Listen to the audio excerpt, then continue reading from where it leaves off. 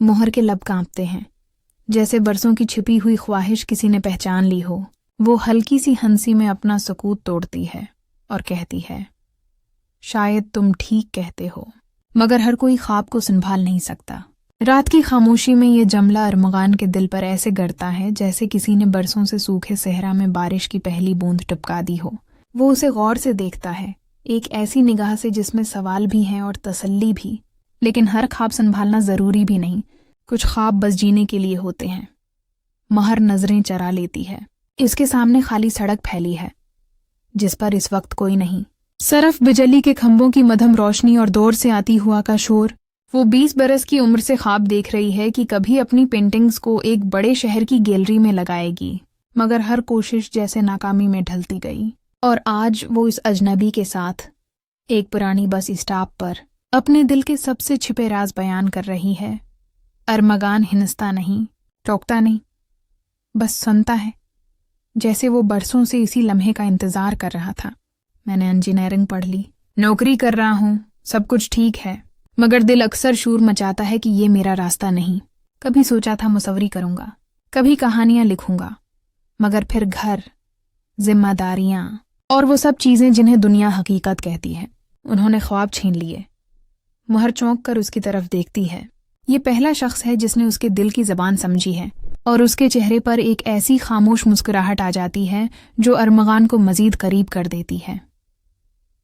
بارش کی بوندیں اچانک تیز ہو جاتی ہیں۔ بس اسٹاپ کے چھوٹے سے شیڈ پر وہ دونوں ایک دوسرے کے قریب بیٹھے ہیں، مگر درمیان میں اتنی ہی فاصلہ ہے جتنا دو اجنبیوں کے درمیان ہونا چاہیے۔ اس فاصلے کے باوجود ان کے دلوں میں ایک انجانا پل بن رہا ہے۔ مہر دھیرے سے کہتی ہے، تم جانتے ہو، کبھی کبھی لگتا ہے خواب ہمارے دشمن ہیں، وہ ہمیں حقیقت سے دور لے جاتے ہیں۔ ارمغان آہستگی سے جواب دیتا ہے، نہیں، خواب دشمن نہیں، وہ تو ہمیں جینے کی وجہ دیتے ہیں، ورنہ حقیقت کی بے رنگ دیواریں ہمیں کچل دیتے ہیں۔ یہ جملہ مہر کے دل کو چھو لیتا ہے، اس کی آنکھوں میں نمی آ جاتی ہے، وہ نظریں چھپا لیتی ہے، مگر ارمغان جان جاتا ہے کہ یہ نمی کمزوری نہیں بلکہ برسوں کی کہانی ہے۔ وقت گزرتا ہے، بس کی آوازیں آتی ہیں اور گزر جاتی ہیں، مگر وہ دونوں اپنی جگہ بیٹھے ہیں، جیسے اس لمحے کو کھونا نہیں چاہتے۔ مہر اپنی بچپن کی کہانی سناتی ہے کہ کس طرح وہ رنگوں کے ساتھ کھیلتی تھی، کس طرح اسکول میں اس کی پینٹنگز کو داد ملتی تھی، مگر گھر والوں نے کہا، یہ سب وقت ضائع ہے، ڈاکٹر یا انجینئر بنو تاکہ زندگی محفوظ ہو۔ اور وہ خواب دھیرے دھیرے ڈائری کے اوراق اور کاغذوں پر قید ہوتے گئے۔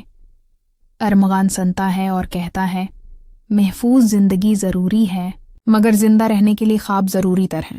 یہ مکالمہ دونوں کے دلوں میں ایک ایسا ربط قائم کر دیتا ہے جسے وہ لفظوں میں بیان نہیں کر پاتے۔ ہوا اور تیز ہو جاتی ہے، بجلی کڑکتی ہے۔ مہر ایک لمحے کو ڈر کر قریب ہو جاتی ہے اور ارمغان نرمی سے کہتا ہے، ڈرنا مت، کبھی بھی اندھیرا ہمارے اندر کی روشنی کو جگانے کے لیے آتا ہے۔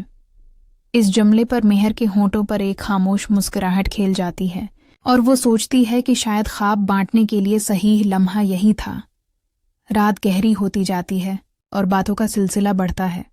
وہ دونوں اپنی ناکامیاں، اپنی ہنسی، اپنے راز بانٹتے ہیں، جیسے برسوں کے بعد کسی نے دل کا بوجھ ہلکا کیا ہو۔ اور جب صبح کی پہلی کرن افق پر نمودار ہوتی ہے تو دونوں کو احساس ہوتا ہے کہ ایک نئی کہانی شروع ہو چکی ہے، ایک ایسا رشتہ جسے نام دینے کی ضرورت نہیں، بس جینے کی ہے۔ ارمغان اٹھتے ہوئے کہتا ہے، کیا ہم یہیں رک جائیں یا آگے چلیں؟ مہر نظریں جھکا لیتی ہے، لبوں پر مسکراہٹ ہے اور آنکھوں میں روشنی۔ اس کی خاموشی میں جواب چھپا ہے۔